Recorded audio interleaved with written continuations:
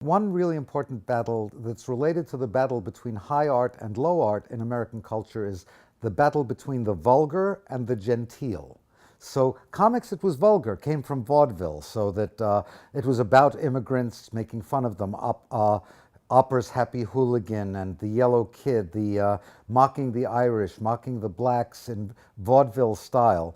But some people found the Sunday comics really kind of, ugh, it's vulgar, it's only for the immigrant, unwashed masses. We don't want it in our newspaper. But because of commerce, they had to have it in their paper. So what they did was they wanted a more upscale comic, something for the bourgeois classes. It's not a bad thing, even though when I say it, I can hear the word bourgeois is like, oh, that's no good.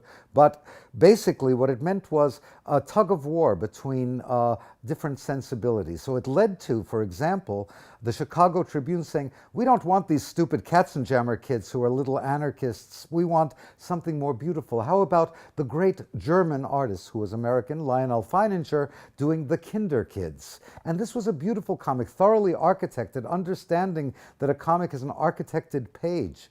When it's a story like stories of a building in English, les étages d'un immeuble.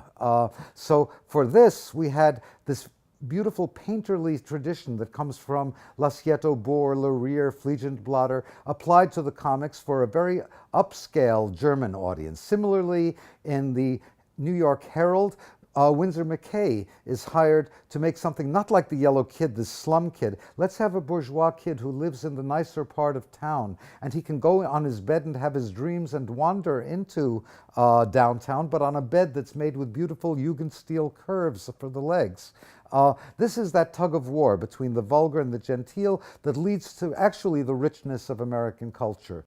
What's really amazing in the early days of comics is, as in the early days of every medium, the rules aren't set. So somebody can reinvent comics because it's up to them to decide what a comic is. Now all bets are off because we're at the beginning of something new again. But at that time, everything was new.